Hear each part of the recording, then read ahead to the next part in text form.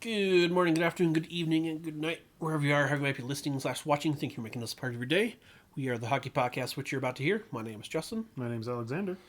And today, by the way, I mean to mention, numbers 2, 3, 5, 7, and 11 won't leave me alone. They keep harassing me. Apparently I'm some kind of prime target. Oh, God. Alright, so, on that lovely note, what do you wish to discuss today? So, where we stand today in the current pause or suspension or whatever you want to call it in play, here we are about mid-May of 2020. We're not sure if they're going to be able to resume any type of activity for sure. Some sports are starting to find paths to potentially playing. I know the NBA right now is opening up like their facilities to where guys can come in and work out one-on-one with a trainer, but they have a mask on the whole facility apart from that one training session. Lots of protocols you got to go through just to get into the building and whatnot. So things are still very heavily restricted as far as where you can do, and it's different all across the country. So things that the teams in Chicago could do aren't necessarily teams that in Florida can do, and it varies all over. So it's very difficult to say for an entire league that has teams all over and in Canada, which is a whole different country, which has different stipulations as to whether or not you're going to be able to resume anything in the next month and a half, 2 months is kind of where you need to start to resume to still be able to finish sometime this year, bump back the start of your next season in the fall, right, and still play a full season into late next summer, which is kind of where everybody's at as far as I heard that could happen. They're okay with starting next season in December. Right. So. Yep. So it could still be technically the 2020-2021 season. Right. Yeah. We started in 2020, which is great. Yeah. No, so that's kind of where we're at right now. We thought there would be earlier this month an announcement from the league saying we're going to have the draft in early June before we even know if we can finish the season. And we're just going to come up with a method of figuring out draft order. And we're going to do the draft at about its normal time. And if we can finish the regular season and playoffs, fine. If we don't, at least the draft will be done. We can move into our regular off season and then start next season on time. That did not fly over very well. I can't imagine why. With a lot of owners and GMs. Yeah. And so they released a lot of flack for that. And I understand kind of both sides of it. What are your thoughts on shouldn't they have an early draft in June before you actually know where things stand? I don't think they should. I mean, I can kind of see having that quote-unquote normalcy, quote-unquote traditional time for the draft, but at the same time, it's like, how can you draft it without knowing the order? Or if you have a non-playoff team, trade a player to a playoff team or vice versa, and that player gets hurt, then what are you going to do? I mean, I just don't think there's a good, plausible way to do it where everybody comes out ahead. Right. So I think you have to... I don't think you can do it until you hand out Stanley Cup, if the Stanley Cup gets handed out. Okay. I guess if you truly think that you are going to finish out this season somehow. Right. Which I don't think any regular season will be played at this point. They'll probably have to jump right into some sort of playoff format. Which, unless it's 2 games or 3 games just to get everybody back up. And so I would think that if you're still believing, though, we're going to find a way, a month and a half, 2 months worth of time, that we're going to be able to finish it out, hand out the Stanley Cup, and have a abbreviated off season before we start the next season, you can do the draft. Right. Okay. So if you're having the draft now, what you're saying is we think we're probably actually going to end up canceling this season. We're going to do it now. Right. But they don't want to cancel the season right now. Yeah. But they also want to draw as many eyeballs to the sport, which you could get right now. Right. Which, at that point, have a press conference to release Seattle's stinking name. Yeah. I mean... if you want some attention, that would be the great time to do it. I mean... Or you could use the build-up to the draft as a time, like you're saying, okay, we're going to be holding a draft, and then now people are going to start paying attention to the NHL. And by the way, we have another team coming in next year. This is their name, these are their colors, this is their team mascot, all that kind of stuff. And so you could have a section of time where, because there's nothing else, you are the only thing, right. which would be good for the NHL. Honestly, if the NHL wants to grow, they need some eyeballs. A lot of people are like, what? What is this? Right. And so I'd be behind that. It would be odd right now with nothing. Hey, we have a team name. Nothing. It would be weird. Yeah. And I think for the sake of Seattle and their fans, they've been dying to hear the name. Oh yeah. Kind of thing. For So I assume it's in a box somewhere, and they're just waiting to release it, probably like a Kraken. Right. And I think it's going to be. I think it's going to be awkward whenever they do it, because we don't have a normal schedule of when they were typically going to announce it. Right. And it's awkward to be announcing while you have people dying in your city of a virus, saying, by the way, when we get a team here in a year and a half, they're going to be named the such and such. I'm like, we don't care. Our families are in sickness. So I get not wanting to be insensitive to where they're at, like until like they have like probably a week with no deaths Right. in the greater Seattle area to be like, hey, we're going to have a press conference about something entertaining for a billionaire to make more money. Woo! I get that. Yeah. But I do think that you want the NHL back being talked about when you do this. Otherwise, it's just a one-off. It happens in a single day. And, like, you need buzz around the NHL. You need multiple things for shows and people to talk about, tweet about, rant on, and whatnot. Podcast topics. Yes, please. So I think it will be announced if they do an early draft. And so part of it is like, I'd like to see an early draft because otherwise we have nothing until we can start playing games again. Yeah. And if we don't start playing games again, then it's like, okay, now when you do the draft and when you do these announcements and stuff. Right. So we either have a abbreviated off season for like a month and a half after the end of all of this, and we can get a Stanley Cup in still this year, or we're actually in the middle of a 7-month off season Very long off season. in which nothing is happening. Yes. I'm not opposed to a June draft from the standpoint of we need something. It's better for the league, revenue, eyeballs, and whatnot. Granted, it's not fair. Right. But granted, at this point, nothing is fair. That's also So then true. the question is, what is better? And at this point, I almost feel that it's better because you can generate a lot of attention on the draft, and I don't think you're going to screw anybody so majorly that's going to affect them for years and years to come. The draft, even though it's a big deal, in the NHL isn't probably as big as like the NFL draft. No. To where it's like all the guys in the first round play the first year.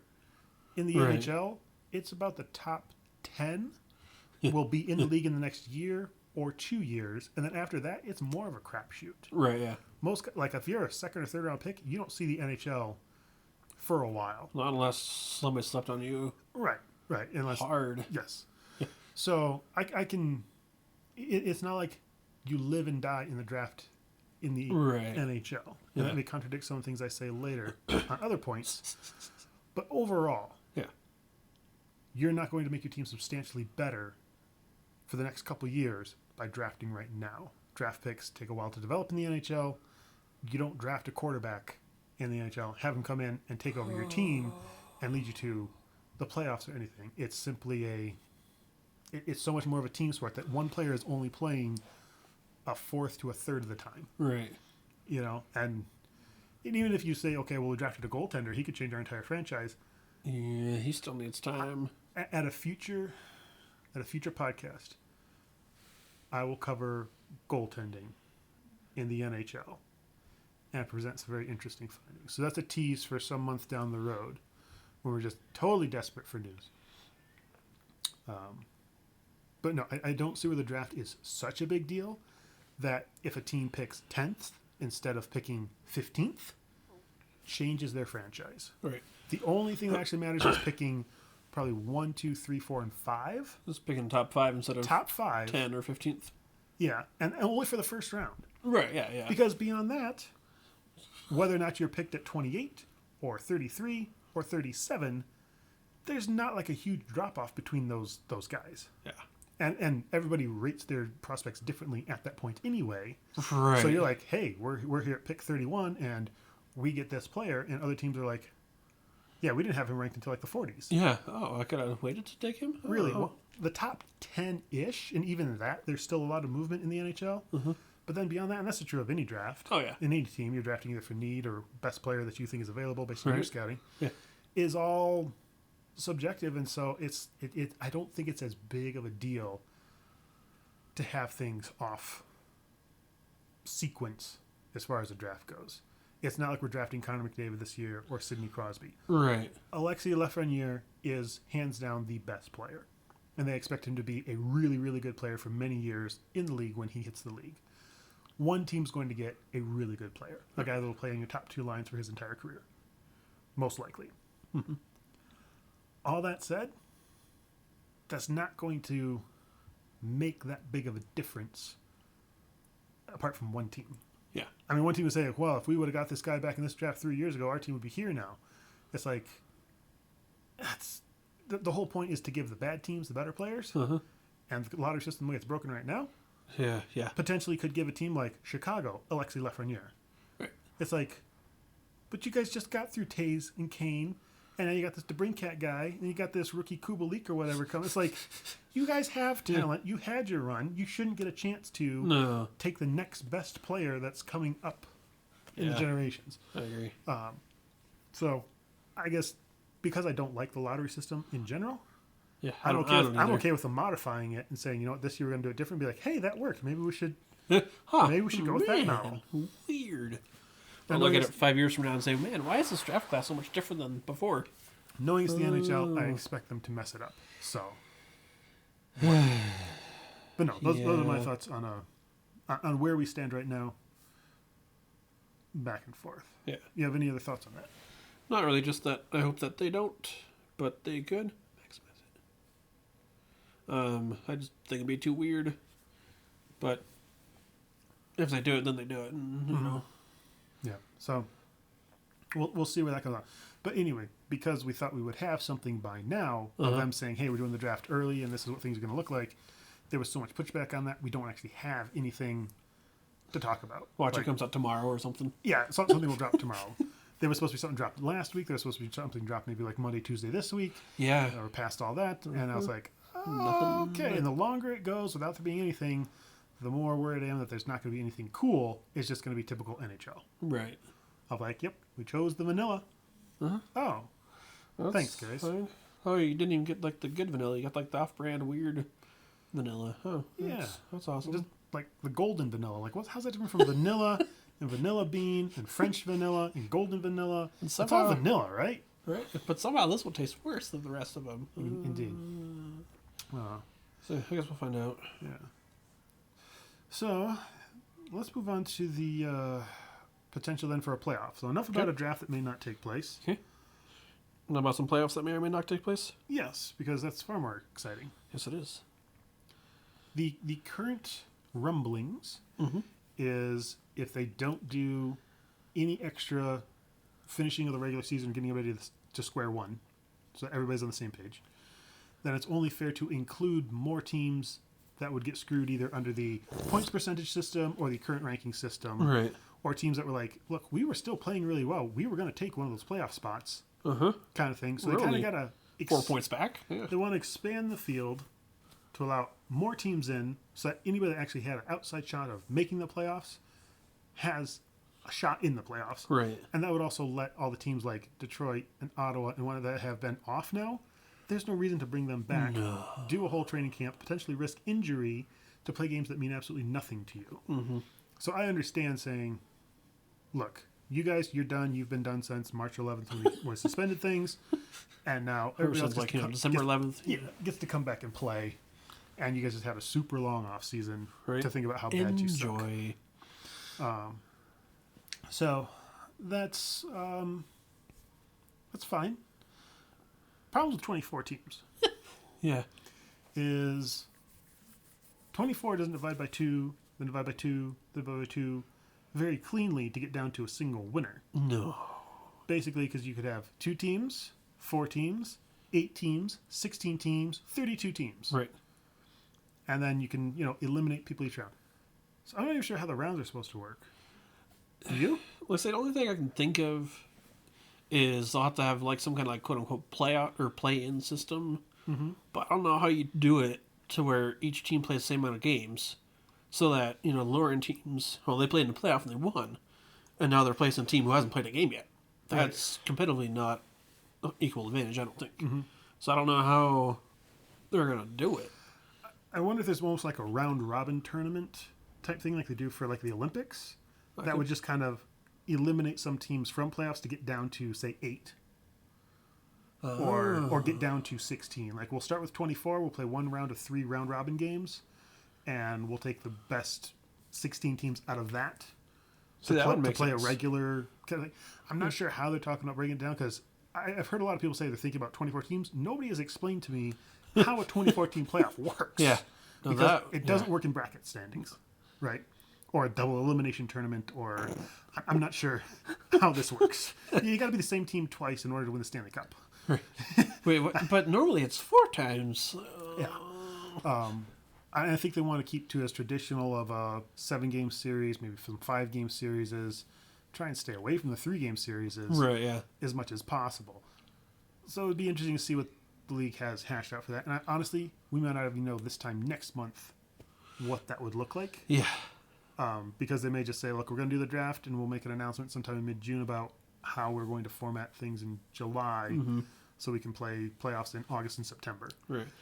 That's a definite possibility. Right, because I saw Arizona, they're starting to open up to sports again. Mm-hmm. But then, like, cities like LA, they're still like, no. Yeah. None. Yeah. So it's like, I don't know how you're going to balance that. Mm-hmm.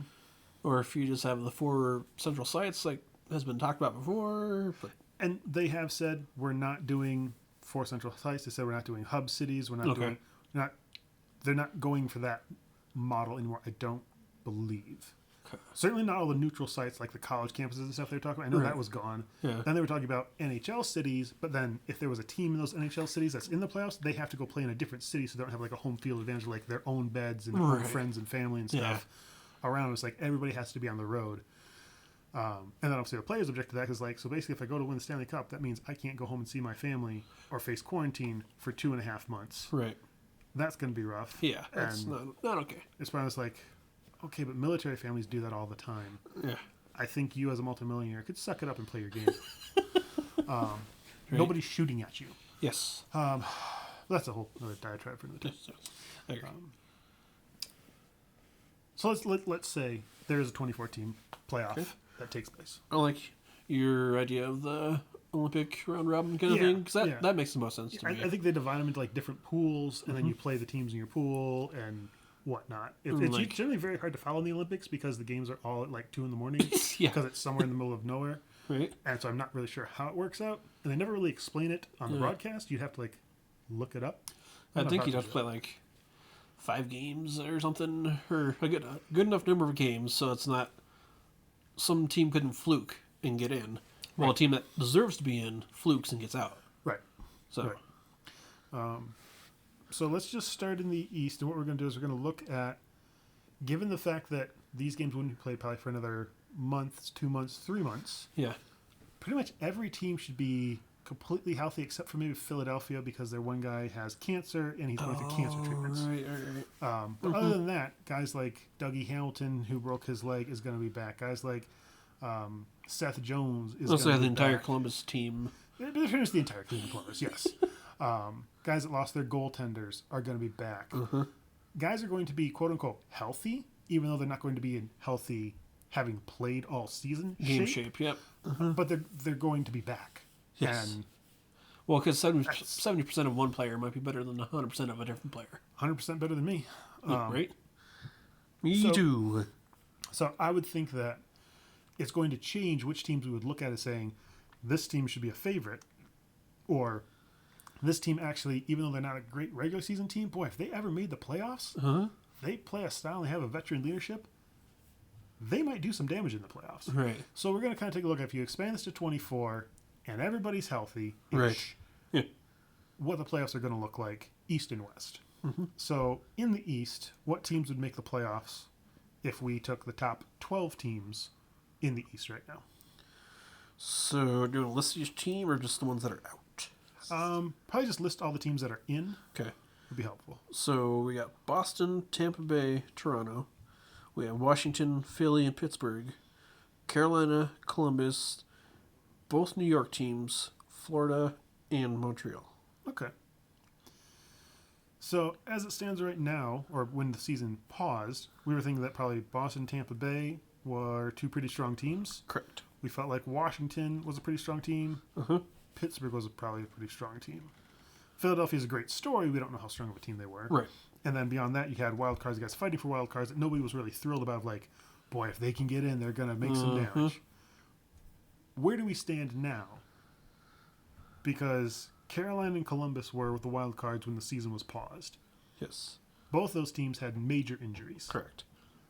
If their guys are back, are they stronger than a Pittsburgh team? Are they stronger than a Washington team? Are they stronger than a Toronto team that relatively healthy?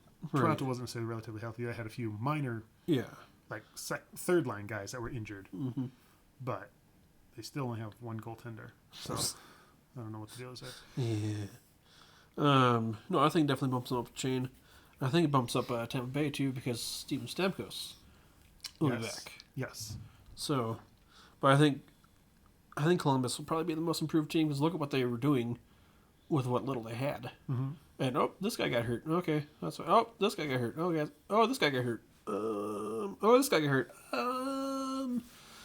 Columbus looked like they were in front of a firing squad for like ever since we hit 2020, like the new year on. They just started losing guys left and right, and it was brutal. Yeah. Healthy Columbus team with honestly a really good coach. Let's be honest. Yes. Very entertaining coach. Could be a very, very good team. I don't know if they're good enough to get to the final, but I think they can definitely get to the conference final. Okay. So, depending on format. Right, yeah. Because who knows? That could be all out the window. Okay. But no, I definitely think Columbus is probably the team that benefits the most from this pause and a chance to recoup and everything. I can see a team like, Boston's still a good team no matter when they play. Washington's still a good team no matter when they play. Pittsburgh's still a good team no matter when they play. Right. I don't... I'm looking at like the Islanders, the Rangers, the Panthers. All of those teams are meh to me. I don't see them taking a huge leap after being paused for this long. No, neither do I. Because their rosters aren't going to change enough to compete with those big dogs. Which, in fact, those might be the teams that get hurt the worst because every other team's come back healthy. Yeah. And if the playoffs continue into like to where we're playing them in like October, Bobrovsky's terrible in October. So they'll be the first team eliminated. Yeah. So then the last team in would be Montreal. Yeah. Montreal's an interesting one because they sold at the deadline. Right.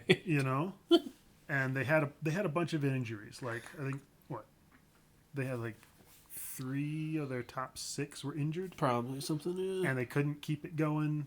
And Price wasn't playing well and whatnot.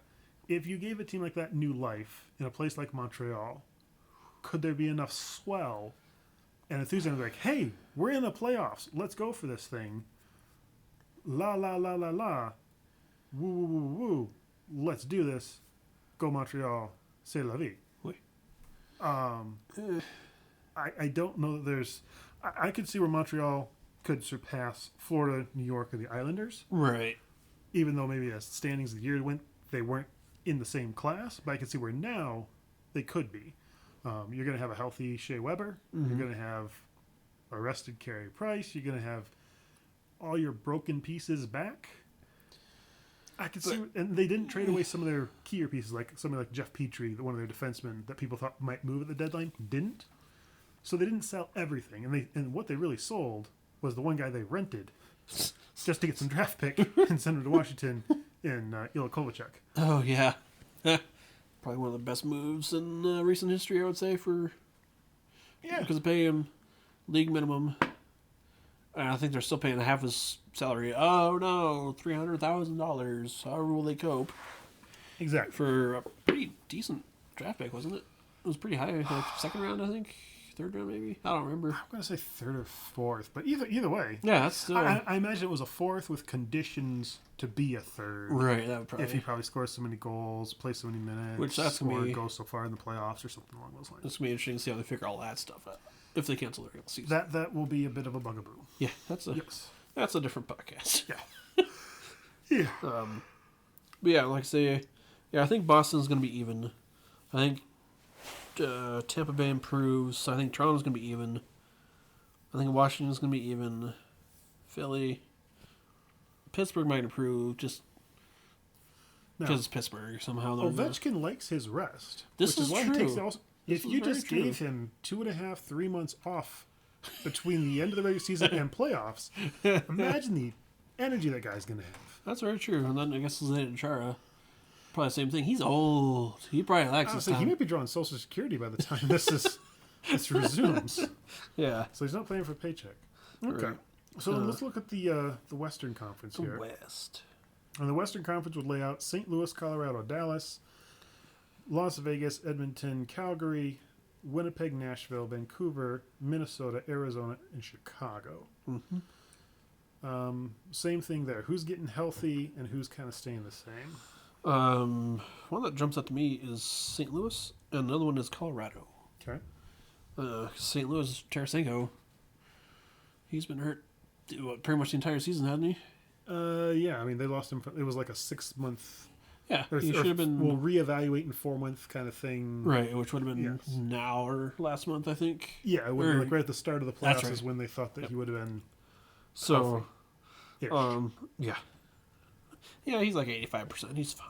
So you're telling me that St. Louis, who is currently the best team in the West, would be better now? Yeah, I think we're just gonna. That's pretty well stacked, right? And then that's why I'm also like Colorado because they've had a little bit of the injury bug this year. They've gone through yes.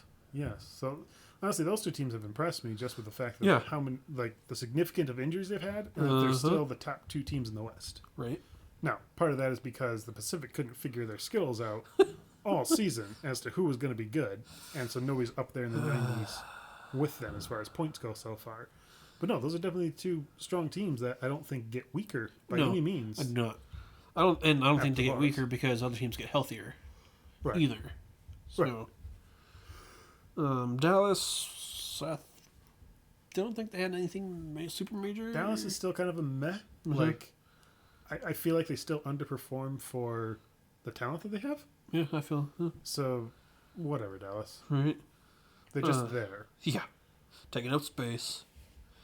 What about Vegas? Vegas made those moves at the deadline, and they were starting to play really well. Yes, they were. They brought in Martinez, the defenseman.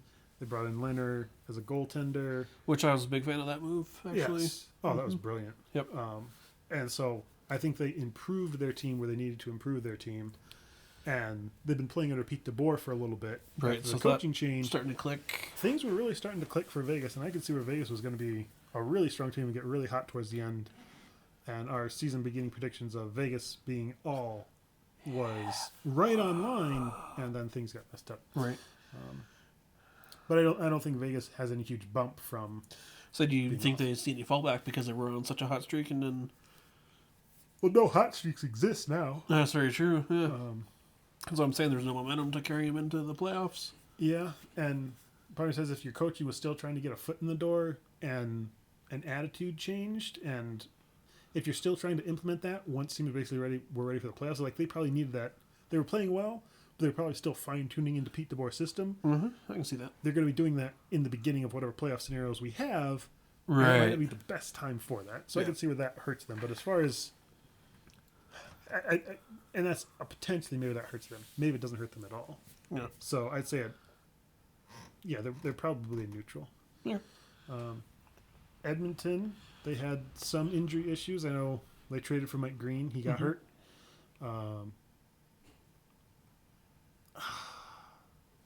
They're such a young team. Yeah. That I feel like it's hard to know what they had. We don't know what they were like for playoffs. We don't know like if McDavid takes it to a whole nother level and Draisaitl takes it to a whole nother level when we hit playoffs. You still are going to be putting out Mike Smith. So right. Who takes it to the level during the playoffs? Yes. And I can see where Edmonton still could be a really strong team in the playoffs. I don't think we got weaker. Yeah, I don't think the bump will affect them much. Okay. So. Calgary, your team? We didn't really have that many major injuries. So, I mean, maybe the bump will give us time to get our stuff together. Who knows? Okay. There's been such an up and down team this season. It's kind of hard to know which team's going to show up. Mm-hmm. So, Okay. but I don't think they benefit greatly from this break. Okay. So then of the teams like Winnipeg, Nashville, Vancouver, Minnesota, Arizona, Chicago. I can see Arizona maybe because who was there? Ranta? Darcy Kemper. Or Kemper, yeah. Kemper, he was playing really well and then got hurt for a long time. So I can see them getting a little bit of a bump. Minnesota, maybe just because I think they're like an old team. So Yeah, Minnesota was weird. They started playing better after the trade deadline once they got rid of guys. Yeah, it was odd. Very odd. They also made that coaching change. Yeah, which is also odd, but whatever. I don't see anybody here that I'd say gets a huge bump. I don't think so either. The difference that I would say is letting a team like Chicago into the playoffs makes me go like, boy, if you let all their veterans, because they have a lot of veterans, get completely healthy with 2.5, 3 months off of hockey and then step right into the playoffs where they know what it's going to take mentally, physically, and then some of the young talent they have there. Right. All right, Great. boys, here's what we got to do. Yes. Here's how you got to do it. Let's go. The only problem that I have is their goaltending got worse at the trade deadline. Right, yeah.